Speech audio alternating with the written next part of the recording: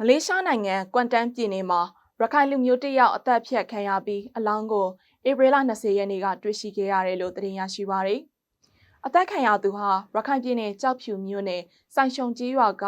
ဦးဖိုးလှကြီးဖြစ်တယ်လို့သိရပါရယ်။သူဟာမလေးရှားကိုရောက်ရှိလာတာ4လလောက်သာရှိသေးပြီးမြန်မာနိုင်ငံကိုပြန်ဖို့မလေးရှားနိုင်ငံကွမ်တန်းပြည်နယ်ပွေးစားကြီးနေအိမ်မှာတေးခွနေစဉ်ညအချိန်အပြင်ကိုထွက်ရာကနေတပ်ဖြတ်ခံရတာဖြစ်တယ်လို့မလေးရှားကိုရောက်ရှိနေတဲ့ရခိုင်လူမျိုးတစ်ယောက်ကပြောဆိုပါရယ်။ဦးဖိုးလာကြီးတည်ဆုံမှုနဲ့ပတ်သက်ပြီးတပ်ဖြတ်သွားတဲ့တရားခံကိုလက်ရှိအချိန်အထိဖော်ထုတ်နိုင်တာမရှိသေးသလိုတရားစွဲဆိုဖို့ကလည်းတရားလိုဘက်ကလူတွေမှာအထောက်အထားတွေမရှိတာကြောင့်အဆင်မပြေဖြစ်နေရတယ်လို့သိရပါရယ်။တည်ဆုံသူဦးဖိုးလာကြီးအတွက်အမှုမှန်ပေါ်ပေါက်စေခြင်းပြီးဝိုင်းဝန်းကူညီပေးဖို့အတွက်လည်းမလေးရှားရောက်ရခိုင်လူမျိုးတွေကတောင်းဆိုထားကြပါရယ်။